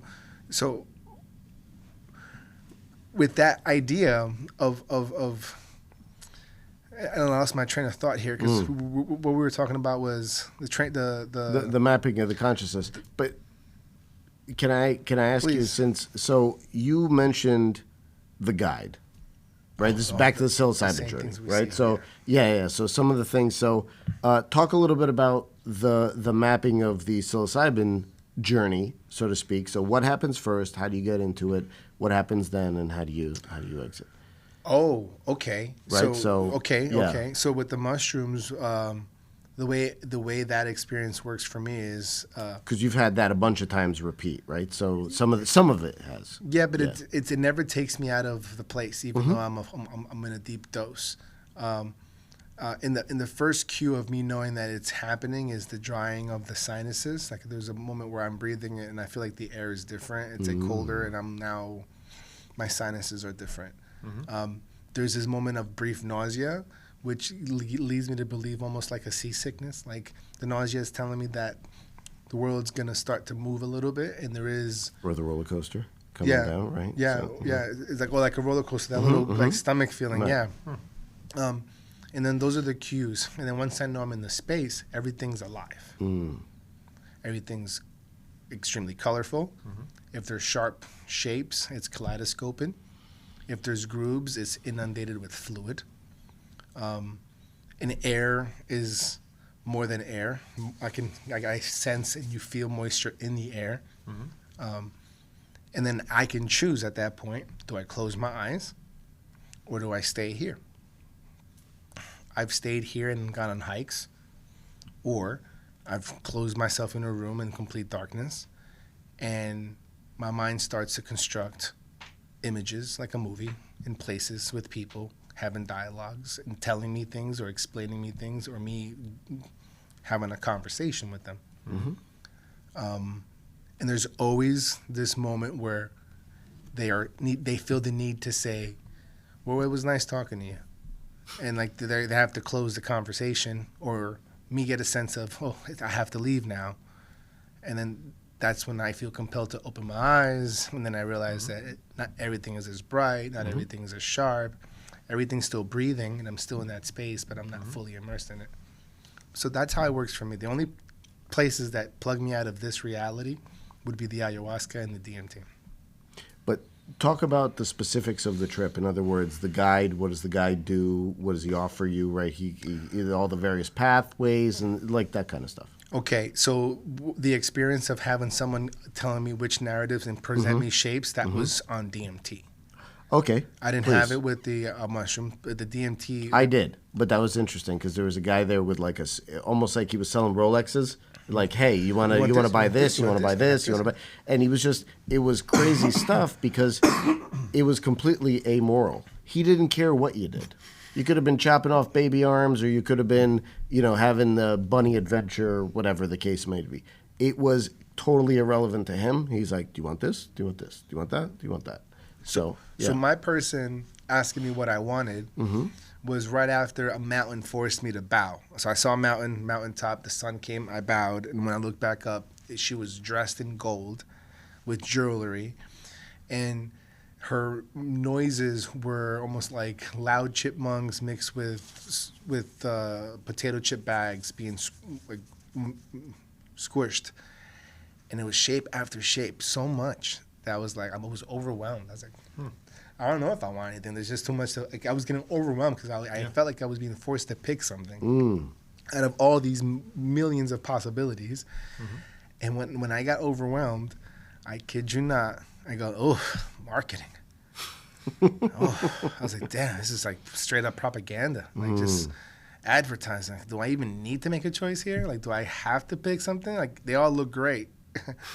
and I was like, okay, I have this. And a little bit of me almost felt like, because here's where the esoteric and exoteric is, why would you have this experience, and how can you get any benefit in the real world? Me having that experience allowed me to realize how certain individuals, like at the time, my ex-wife and myself, were with our recently child. Whenever the kid was upset, we both corralled him. Give him a toy. Give him this. He's getting upset. And I stopped. I go, whoa, that's overwhelming. How is that going to calm the kid? It ain't calm me when this person was trying to feed me mystical shapes. I was like, that's very mom-like, right? Like, whoa, I just felt overwhelmed for him because we're all, trying to give him things.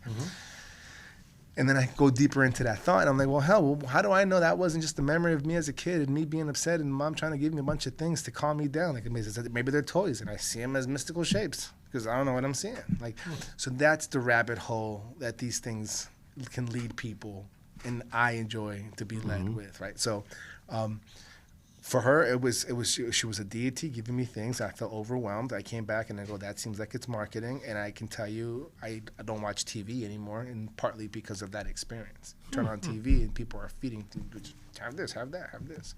That's why it's called programming. All right. So that was my experience under DMT.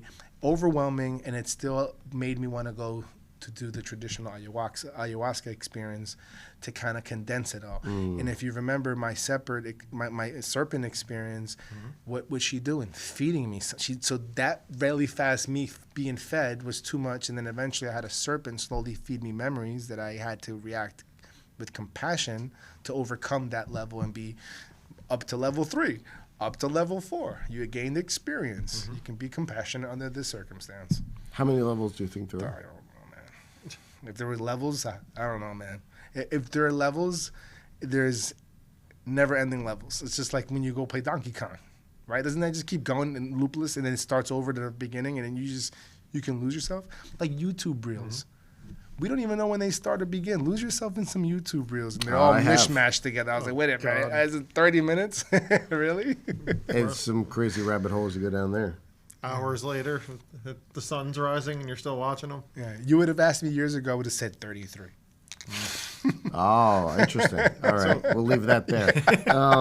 Yeah. But would you say then that ties into consciousness in any way? From a perspective of like elevating yourself in consciousness. Yeah, I think what ends up happening, and maps.org describes it, is you have a moment of neurogenesis is equivalent as you being in your mother's womb. So if consciousness has anything to do with your ability to perceive reality, well, more neurons means more experiences, more feelings, which means more understanding of what's going on, more, more gauges to kind of figure out what's the external world like. Sure. So yes, before I got divorced, I was seeing a marriage therapist, and he really hit home when he said something to me. He says, imagine you looking at the world through a paper towel cord, like a little cardboard of a paper towel. Look through that hole. That is the majority of people's perception. They can only see through that narrow hole. Experiences broaden that little scope.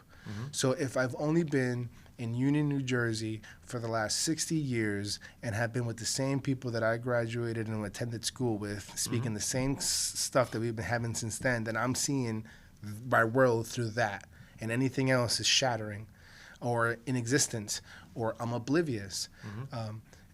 Leave a town, leave a country, go do something you shouldn't have done, and feel the flight or fight response that enforces you to kind of wake up from your little dream state.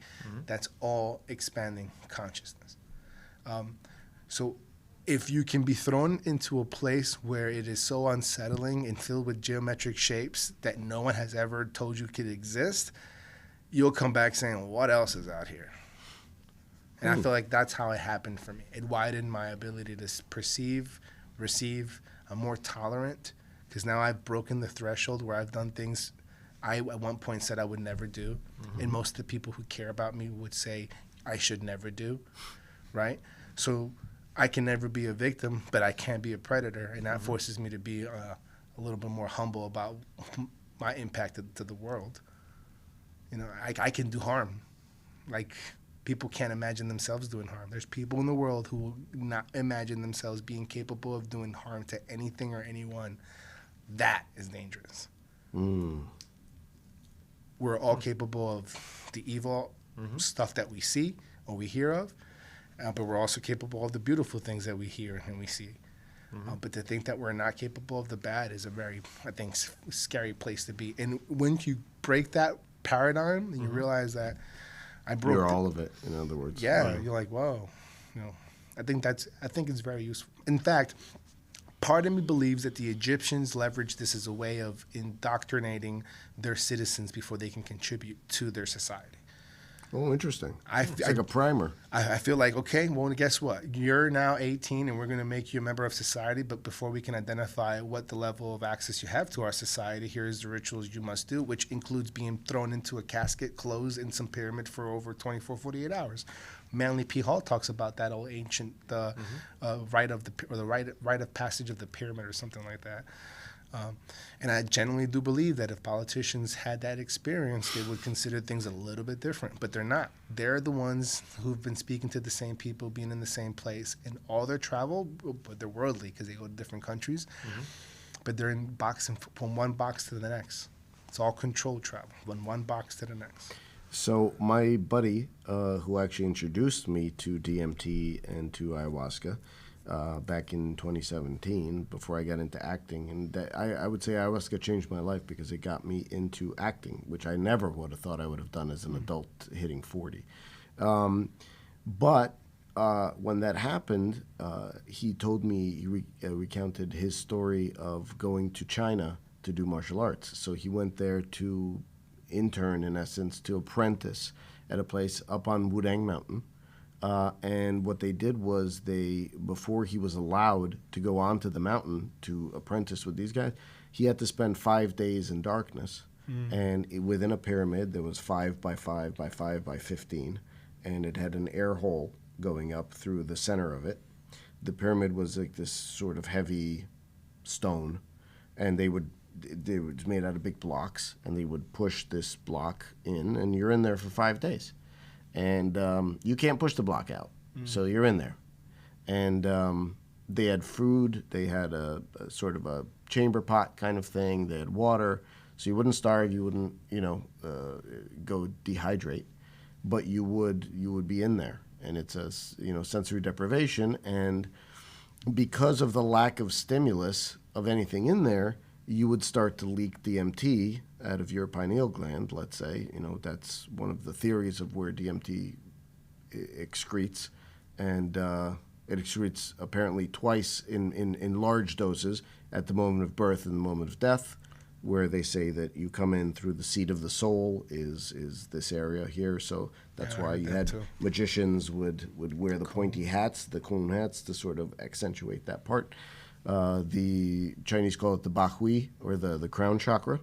I'm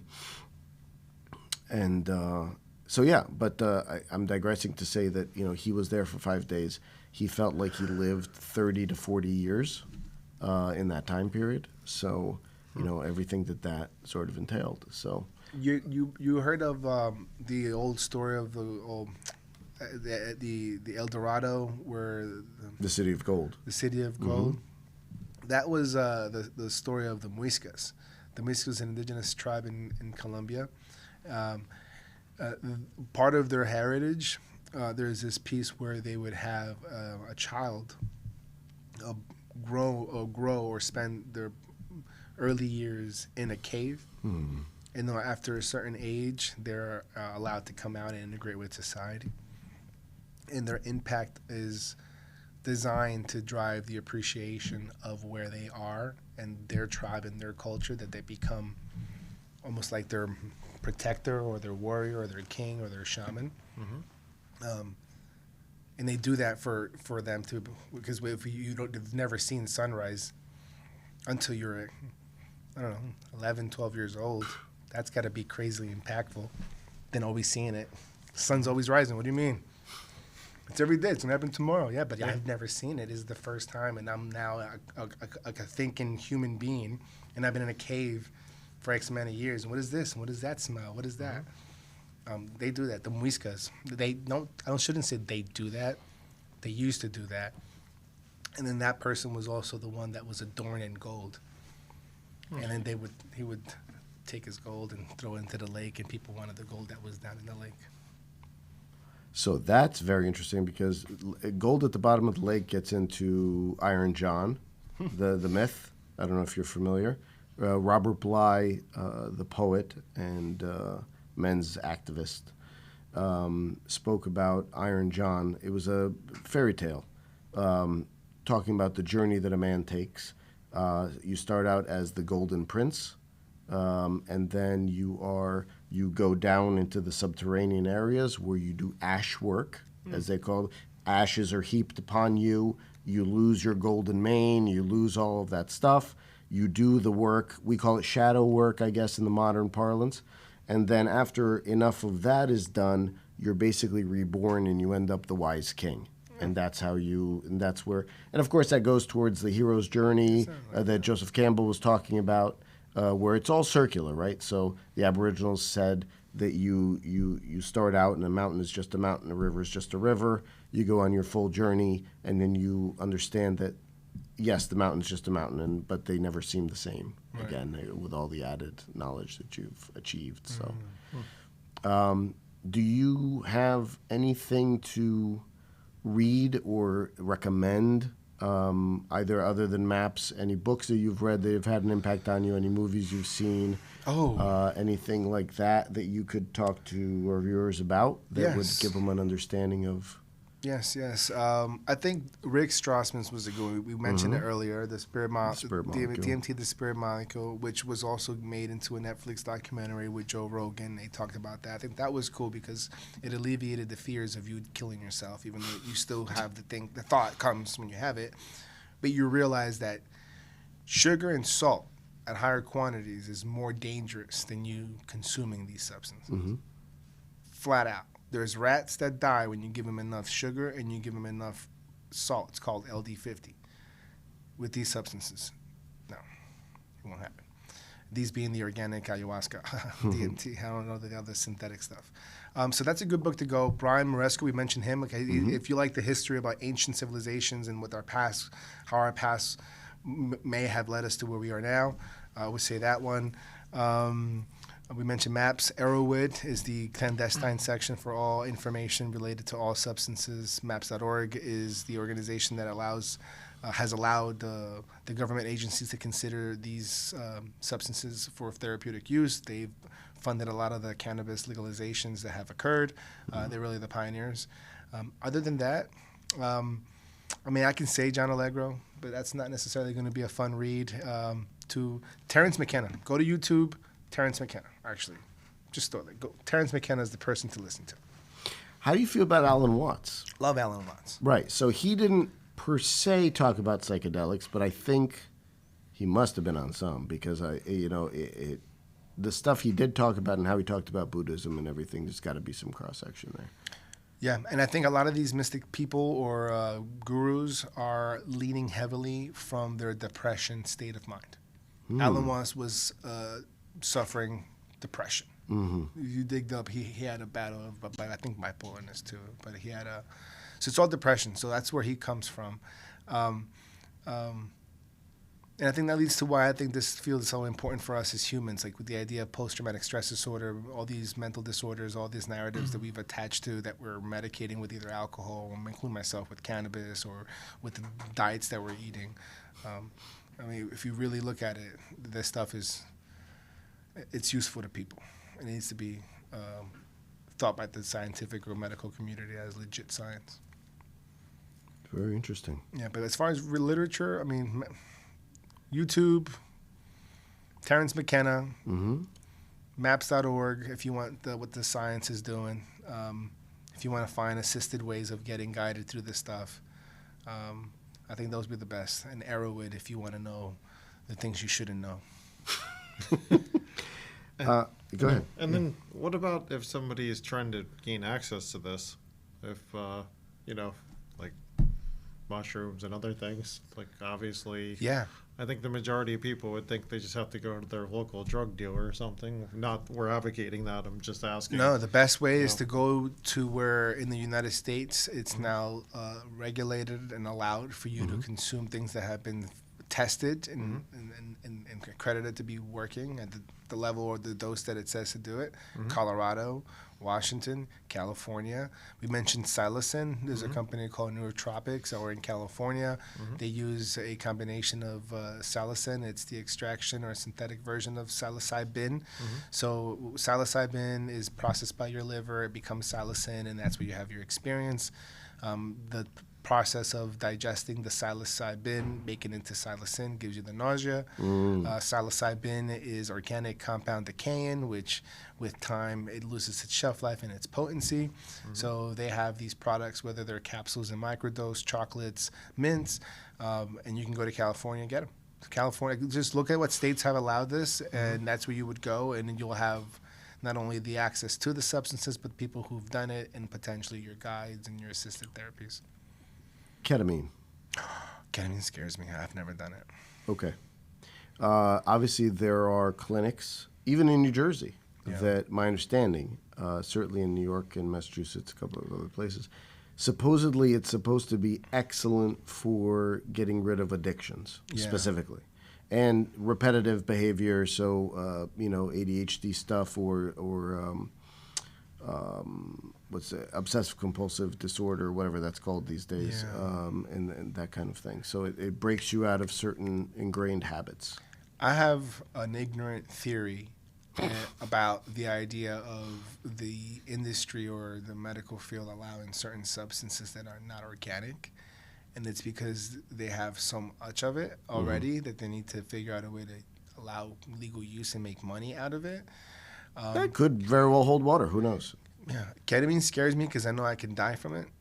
MDMA scares me because I know I can die from it. Have you tried MDMA? Yes.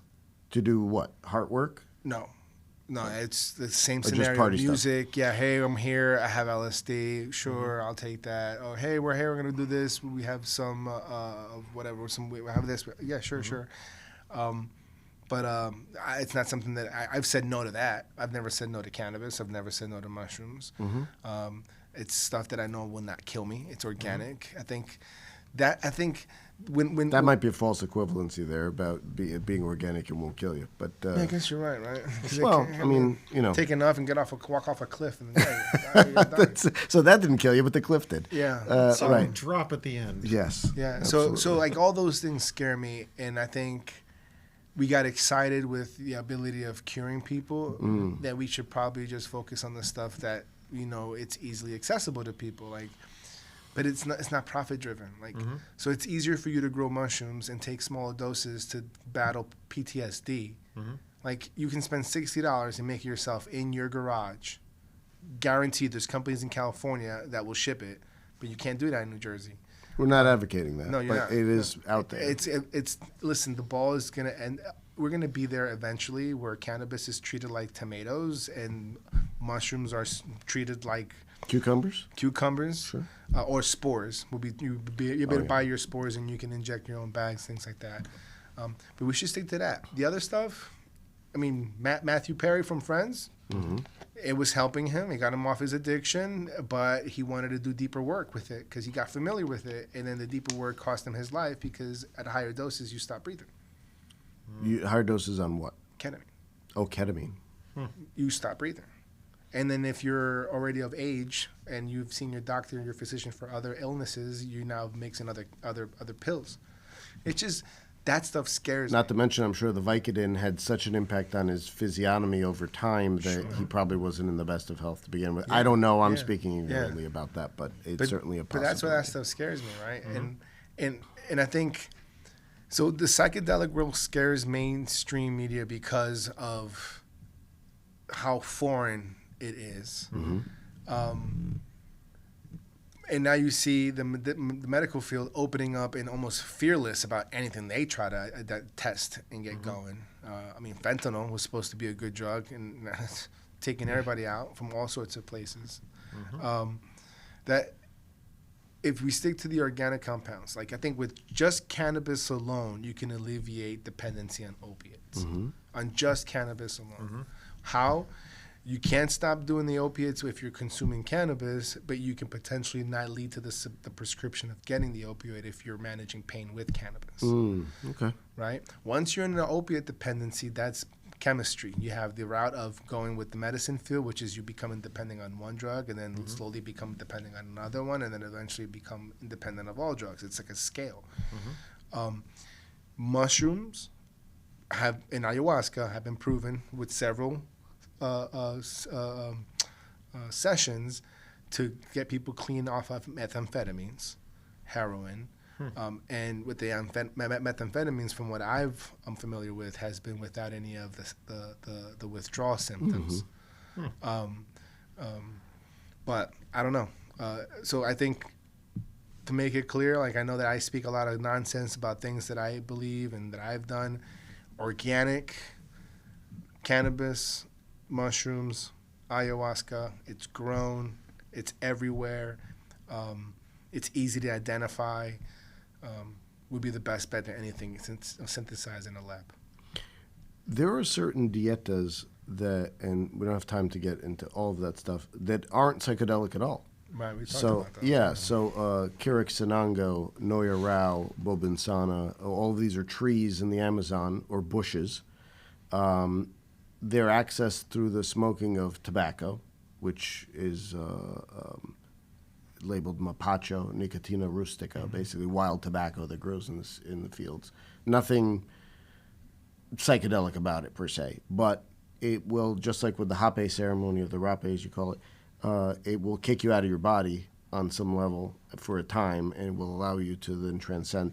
Now, I think it's important to say that things like Stanislav Grof, when things became illegal, he developed holotherapy, I think, which uses shamanic drumming and other things to get you into an altered state without the need for psychedelics, right? So I think it's important to say that on some level that's not absolutely necessary to go into a psychedelic realm to get those benefits. You could get there without psychedelics. I'm not sure how useful it is at the same time, but something to think about. Yeah, I agree. I mean, that's breathing techniques, supposedly. I mean, yoga, what you're doing? I'm doing yoga, and I hear that all these methods exist for you to be able to achieve the same level of enlightenment and that sort of thing. And I agree. Enlightenment isn't to be confused with the psychedelic trip. People trip and come back as stupid as they were when they went. It's not an enlightenment tool. It's not. Some people, like you said, take it once. Oh, they got the message. They're good. Some people don't ever need to have that experience. Period. But for me, I don't know. I don't want to say. I guess I do want to say it because I'm struggling not getting it out. But I think I need to say it. Go ahead. It's like when people tell me, you don't need that. You can meditate for the next 20 years and get to that state. Okay, sure. Yeah, you want to go to a trip to Cancun? Are you going to go walk it? You're going to get in a plane. Okay.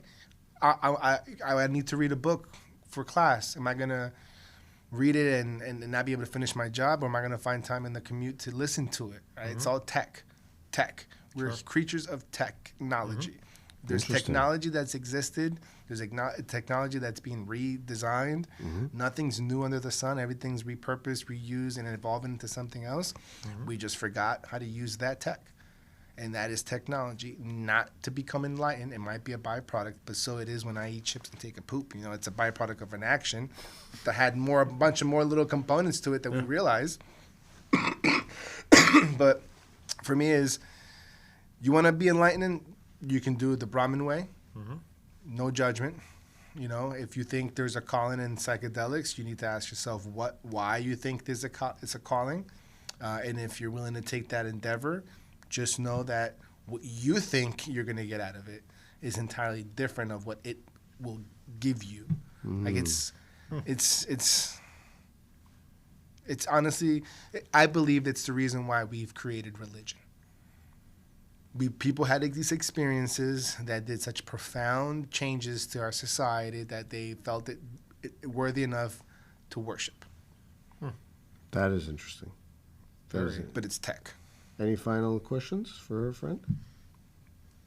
No? Anything you want to say before that we haven't touched on that you just want to just chat about for a couple of minutes? Thanks for having me. Thanks for chatting. Do you want to plug your coffee? Oh, yes, please. Yeah. Go ahead. Please. All right, I guess we could. Yeah. So Orbital Decaf. It's a new brand that launched in February for the caffeine sensitive. The idea is to kind of elevate the experience of decaf. Most decafs are the low grade beans that are just sitting stale because the person who asks for it is just needs something that's similar to the taste and not necessarily quality. So it's masks with chemicals and then you add sugars and milks, and the idea is to have something chemical free that's elevated, so it's a specialty grade beans that's graded by the Specialty Coffee Association, decaffeinated by water or sugar cane.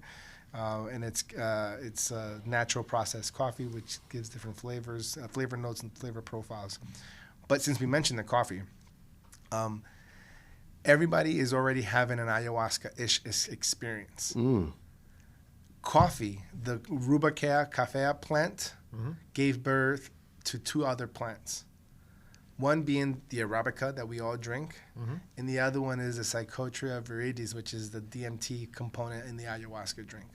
Wow. It's the same lineage of the same shrubs of plants, except one decided to give more fruit of a psychoactive substance known as caffeine, and the other one decided to produce more leaves than fruit, and those are the leaves used for the ayahuasca. Wow. So you brought coffee. I mentioned that. You guys are going to be judging me for drinking my brews. Everybody's already tripping on coffee. Nobody's judging. At least they shouldn't be, because this is about discovery and understanding and growing. So, And there you have it.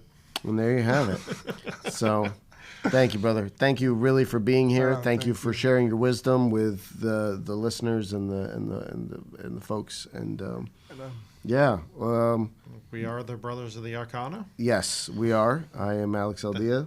Dave Ferrigno, thank you for joining us with episode 2. Absolutely. Thank you again. Right on. Cool. Appreciate it.